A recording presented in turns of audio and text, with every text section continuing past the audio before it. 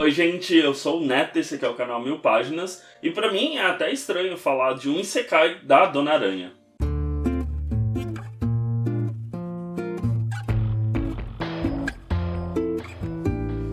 Bom gente, então antes de começar aqueles recadinhos de sempre aqui do canal, não esquece de deixar seu like, seu comentário, se inscrever, que é muito importante pra gente continuar gerando engajamento e chegar a cada vez mais pessoas aqui dentro do YouTube. Pra quem não sabe, eu gosto muito de anime, eu assisto bastante anime por temporada. Quem me acompanha aí nas redes sociais vira e mexe me vê comentando alguma coisa que eu tô assistindo. Tem um gênero específico de anime que eu gosto particularmente muito, que é o gênero do Isekai, que nada mais é do que você ser transportado para um mundo fantástico, e aí você vai ser transportado para esse mundo com alguma habilidade especial, ou então com alguma característica única, com um poder meio roubado para aquele mundo.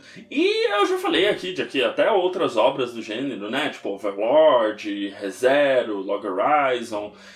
Só que tem um anime dessa última temporada que ele me pegou muito, que é o que eu vou falar especificamente hoje, que é o So I'm a Spider, So What? Então tem esse nome super genérico e confuso de várias maneiras, mas ele é bastante único, porque ele vai transportar a nossa personagem principal, a Kumoko. Ela era uma adolescente normal e basicamente num dia, durante uma aula, alguma coisa aconteceu e ela acorda rachando o ovo da onde ela nasce como uma aranha. Simplesmente uma aranha em um mundo completamente diferente. E o que esse Isekai especificamente tem de tão diferente assim? Eu acho que existem alguns fatores que eu acho muito legal na história como um todo, que é o fato de a gente vai ver tudo pela lógica de uma pessoa que foi transformada num monstro. Então a Kumoko, ela acorda numa caverna onde ela está cercada de outros monstros, inclusive irmãos e irmãs aranhas, uma gigantesca mãe aranha. E a novel, né, e ela começou como uma web novel antes de virar uma light novel. Essa novel, ela vai trabalhar muito essa questão de não fica tão claro desde o início que isso é um jogo, né? E não é tipo, não existem elementos gamificados tão claros assim logo de início. Demora um tempinho até ela começar a ganhar elementos que mostram essa gamificação dessa história.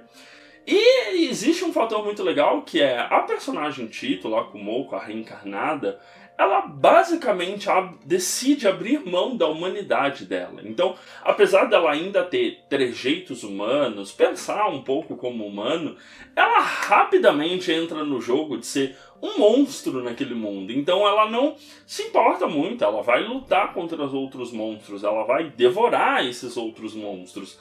Então tem um elemento aí muito gostoso, que eu acho que é o mesmo elemento que eu gosto bastante em Overlord, que é, cara, eu não sou um herói, eu sou um monstro em um Isekai. O que eu faço? Pra onde eu vou?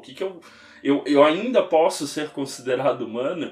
E essas interações dela, conforme ela vai upando o seu nível, são muito interessantes pra gente entender o funcionamento desse mundo. Então, ele tem um elemento bem gamificado mesmo, com status, atributo, títulos, né? Quase como se fosse um RPG bem tradicional, em quando você faz alguma missão muito especial, você tem esse momento de ganhar um título, né? Então, isso é algo que é bem presente na obra, e esses títulos eles vão mudando os atributos da personagem.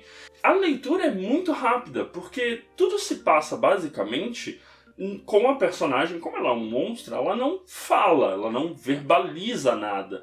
Então tudo se passa dela conversando com ela mesma. Então do tipo, eu tô presa, eu preciso fazer tal coisa, ou eu não esperava que isso fosse acontecer, ou eu preciso me preocupar com tal coisa que tá acontecendo. Então esse é um elemento que não é tão presente. Geralmente light novels a gente tem uma certa quantidade de personagens, umas interações mais normais, enquanto aqui há um gigantesco fluxo de consciência da personagem em que ela está conversando com ela mesma. O Okinawa ele foi muito inteligente em fazer esse elemento de construção da personagem conversando com ela mesma, e que isso futuramente vai render uma outra habilidade para ela. Quem está acompanhando o anime com certeza já sabe o que é.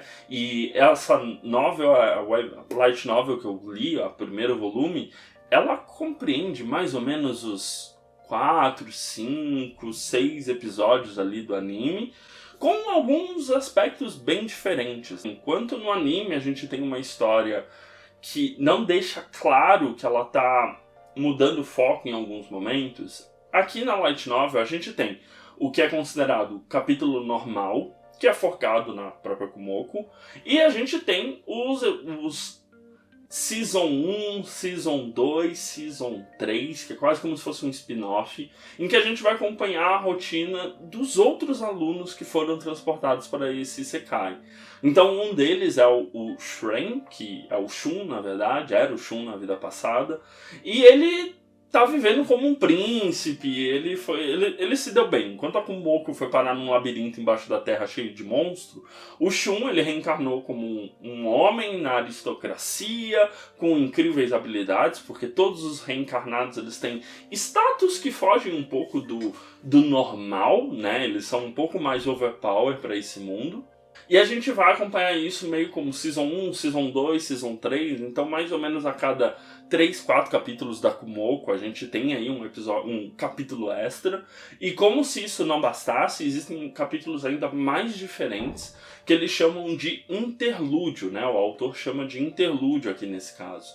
Os interlúdios nada mais são do que trazer alguma profundidade para esse mundo.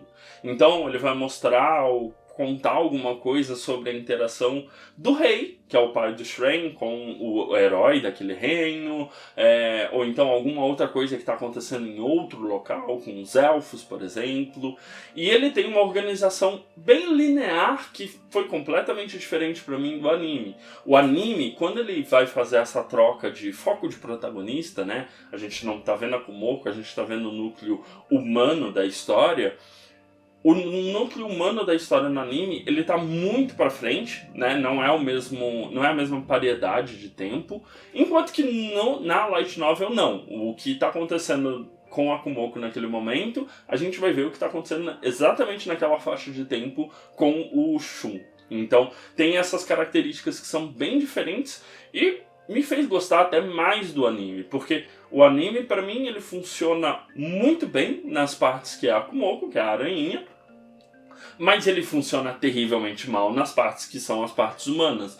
Porque o anime não consegue deixar claro que aquela parte que ele tá mostrando no futuro, não tá acontecendo naquele mesmo tempo que tá acontecendo as coisas com a Kumoko. Então tem esse fator que é bem diferente entre a light novel e o anime, né? A light novel, como eu falei, ela começou a ser publicada ali em janeiro de 2016. A web novel é de um ano anterior, né? Então em um ano ela fez sucesso com web novel, virou uma light novel propriamente dita, e aí ganhou as ilustrações do Tsukasa Kiryu, que são maravilhosas, são como se fosse datalogs de animais que a Kumoko está encontrando, né? Então quando ela cita um animal específico ali, mais pra frente vai ter uma ilustração específica que vai mostrar os status, os atributos, alguma faixa de informação, quase como se fosse uma Pokédex dos monstros, e isso agrega bastante porque ajuda a gente a visualizar um pouco o que a Kumoko está descrevendo na cabeça dela, assim. E mais alguns anos depois, acho que em 2017, ele foi adaptado para um mangá, que ainda não foi anunciado aqui no Brasil, nem sei se vai ser, porque o anime já tá rolando e nem sinal disso, mas aí, só posteriormente, só realmente na season aí de inverno, no Japão, começou o anime, propriamente dito, né, em inverno de 2020 para 2021, e aí ele meio que chegou até mim. Apesar de eu gostar muito do gênero Isekai, é muito difícil a gente ter contato com light novel que não é publicado aqui no Brasil, né? Esse é o caso de Soul, I Am a Spider, So Watch. E eu li ela toda em inglês, foi acho que a minha primeira experiência lendo uma light novel toda em inglês, e foi super tranquilo, porque ele escreve bem tranquilo. Tem uma sacada que ele faz que eu gosto bastante, que é ele muda a tipografia da light novel quando é alguma coisa fora da linha de pensamento da Kumoko. Então, quando é algum aviso de sistema, do tipo, upei de nível, ganha alguma proficiência nova, ele vai mudar para uma tipografia específica, dar um espaçamento do texto geral. Quando é alguma coisa do tipo som, alguma onomatopeia, ele bota em negrito. Então isso me ajuda bastante a diferenciar visualmente nesse texto o que era Kumoko pensando, o que era texto complementar, né? Uma proficiência, um aviso de sistema, alguma coisa nesse sentido. E meio que com relação a esse primeiro volume, é um pouco disso, assim, ele é um isekai bem tradicional nesse sentido, né? A protagonista, ela sabe que ela tá no outro mundo, ela tem consciência de que ela se transformou num monstro, mas ele sabe dosar bem esse humor, essa conversa da personagem com ela mesma e utilizar isso para deixar o leitor bem ciente do que está acontecendo. Eu particularmente gosto bastante de ter essa mudança de eu tô falando agora de um isekai em que o protagonista não é um herói, né? Que nem Overlord, que ele é um morto-vivo. Aqui ela é uma aranha, não tem o que ser feito. Ela é uma aranha, ela tem que aprender a lidar com isso. É uma camada a mais de isekai que eu particularmente sou naturalmente atraído. Eu acho que eu gosto bastante desse tipo de coisa. E é um enredo simples, assim. Nesse primeiro volume ele é um enredo bem simples. Ele é a Kumoko tentando sobreviver, lutar e aprender as regras de funcionamento daquele universo onde ela está vivendo. Inclusive ela pega a habilidade de avaliação para poder avaliar as coisas. Então é muito engraçado porque as habilidades que ela também tem nível. Do mesmo jeito que a Kumoko tem nível, as habilidades dela têm níveis específicos. E a habilidade de avaliação dela vai melhorando no decorrer da light novel porque ela vai ganhando mais experiência. Então uma coisa que antes era só uma pedra, no nível 2 é uma pedra pequena, no nível 3 é uma pedra pequena de um mineral X, no nível 5 é uma pedra pequena de um mineral X que tem X atributos. Então souberam utilizar esse elemento da avaliação para te situar nesse mundo. Você não se sente que você está naquele mundo tão perdido quanto a protagonista. Você está aprendendo junto com a protagonista. Então, existe esse fator, eu acho que vale muito a pena para quem gosta do anime, para quem está assistindo o anime, para quem gosta do gênero de isekai, mas está um pouco, não sei, meio batido talvez das coisas de isekai. É uma novel que ela traz bastante esses elementos, ela é bem diversa na sua proposta e ela é até bem aberta assim, para o que pode acontecer, né? No primeiro volume, do jeito que as coisas se encerram e tudo mais, é um cliffhanger, mas nem é tanto um cliffhanger assim, que é bem gostoso você pensar no próximo, o que será que vai vir no próximo volume. Não é algo que está escrito em pedra, assim. Então eu sei mais ou menos o que vai acontecer, porque eu acompanho o anime, que inclusive dá pra assistir legendado legalmente na Crunchyroll aqui no Brasil, mas vale muito, se você gosta do anime, vale muito a pena você ir atrás da nova. Bom, e essa edição aqui é a edição americana da Yes On, tem 257 páginas e eu paguei R$ 44,90 na Amazon, então não é tão difícil assim comprar, é carinho. Eu esperei aquela promoção de leve 3 livros importados e só pague 2, e eu espero que venha essa promoção de novo para poder comprar a segunda edição, e eu espero que alguma editora nacional traga essa novel maravilhosa. Alô, New Pop, por favor, traga isso pro Brasil, porque é um isekai muito gostoso, muito diferente e de muito fácil leitura. Então, se você arranha em inglês, eu acho que talvez valha a pena você se arriscar do mesmo jeito que eu me arrisquei, e foi uma ótima aventura, foi muito bom mesmo. Bom, então o último recadinho é que para você que coleciona quadrinhos, coleciona mangá, o canal agora ele tem um cupom de desconto na loja do Capitão Onigiri, onde você vai encontrar lá quadrinhos diversos. Preciso completar minha coleção, preciso ver se tem algum número específico de alguma coisa. Dá uma olhada na loja do Capitão Onigiri e aí você pode utilizar o meu cupom de desconto Onigiri Neto, tudo junto. E aí você vai ter um descontinho lá na sua compra. E é aquilo que a gente já vem falando algumas vezes, né? É uma loja especializada, é um período complicado, então se você puder comprar numa loja especializada é sempre melhor pra gente manter o mercado funcionando com todas as possibilidades de venda possível. Bom, Então, meio que é isso. Não esquece de deixar seu like, seu comentário, se inscrever aqui no canal, dá uma olhada nos vídeos recomendados que fica aqui do meu lado direito, e aqui nessa bolinha você já se inscreve fácil e rápido. A gente se vê no próximo vídeo. Um grande beijo e tchau, tchau.